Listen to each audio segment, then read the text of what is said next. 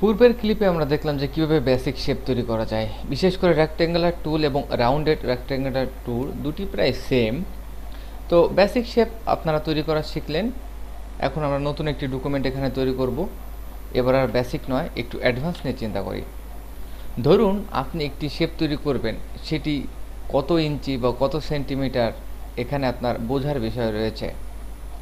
আপনি যখন ওয়েব ডিজাইনের কাজ করবেন তখন অনেক সময় পিক্সেলের পরে ডিপেন্ড করবে সাইজ।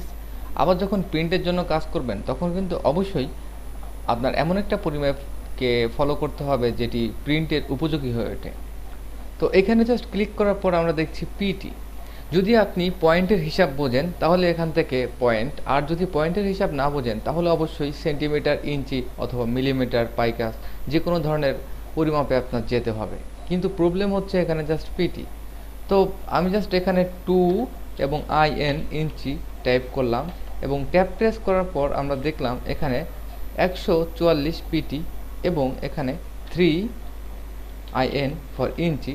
ট্যাপ প্রেস করার পরে দেখলাম 216 পিটি। এটি একটি গ্রেট আইডিয়া।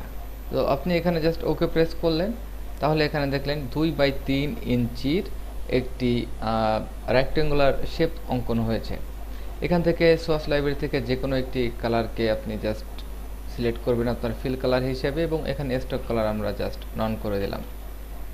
তো সবথেকে মজার আরও একটি ব্যাপার আছে যে আপনি যদি সবসময় ইঞ্চি নিয়ে কাজ করেন, প্রিন্টের কাজ করেন, তখন কিন্তু এ ধরনের ট্যাব প্রেস করে করে বারবার দেখার আপনার কোনো দরকার নেই। আপনি প্রথমবারই সিম্পলি সিলেক্ট করে দিতে পারেন। সেই ক্ষেত্রে আপনার এডিট এবং এখান থেকে কিবোর্ড এখান থেকে প্রিফারেন্স সেটিং এবং এখান থেকে আপনি আপনার ইউনিটে গিয়ে দেখবেন যে জেনারেলি এখানে পয়েন্ট সিলেক্ট রয়েছে। আপনি পয়েন্ট থেকে যদি এখানে জাস্ট এখান থেকে ইঞ্চি সিলেক্ট করেন এবং ওকে প্রেস করেন, পরবর্তীতে একটি শেপ এখানে ক্লিক করার পর আপনি দেখতে পাচ্ছেন 2/3 ইঞ্চি। যে কোনো সময় আপনি আপনার ডিসিশনকে পরিবর্তন করতে পারেন।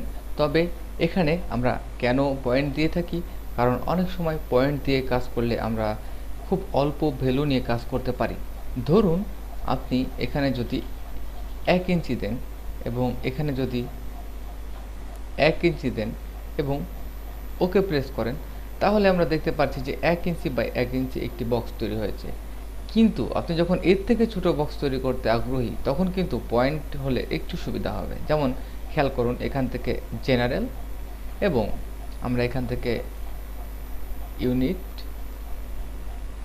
পয়েন্ট এবং ওকে। এরপর আপনি ক্লিক করে দেখেন 72 পিটি।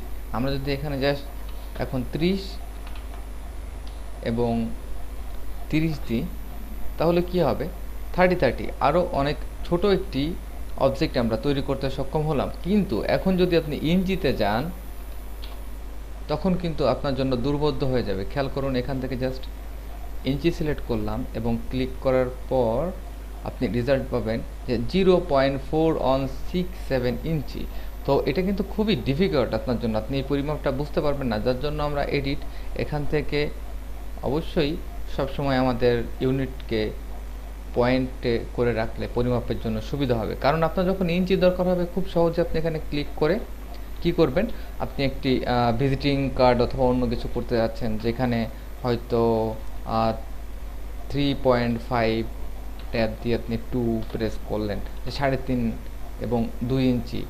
তো এখানে পিটি নয়, আপনি জাস্ট 3.5 IN দিয়ে ট্যাব প্রেস করবেন, তারপর আপনি 2, তারপর IN দিয়ে ট্যাব প্রেস করবেন এবং ওকে প্রেস করবেন। তাহলে দেখবেন নির্দিষ্ট একটি ভিজিটিং কার্ডের পরিমাপ অনুপাতে আপনি একটি শেপ তৈরি করবেন।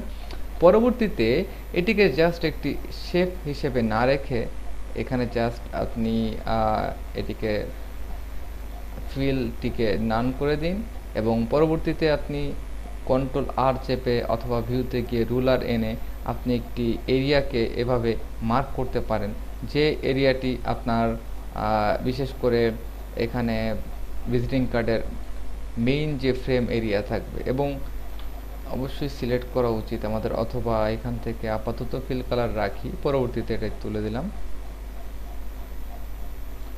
আপনি আরও জুম করে কাছে এনে দেখতে পারেন যে আপনার পরিমাপটি সঠিক হয়েছে কিনা। তারপর আপনি আরও একটি বক্স তৈরি করে এখানে ব্লিড তৈরি করবেন, যে আপনার যে এরিয়াটি রয়েছে এই এরিয়াটি জাস্ট আপনার প্রিন্ট এরিয়া। সবসময় মনে রাখতে হবে যে আমাদের প্রিন্ট এরিয়ার পাশে আমাদের একটু ব্লিড রাখতে হয়।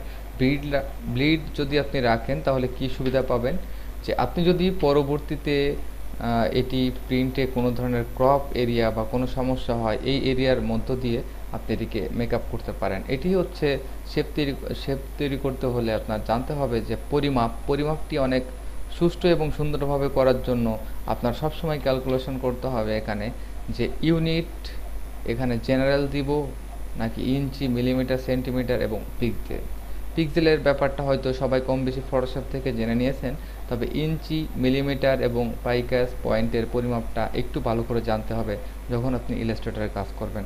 ধন্যবাদ।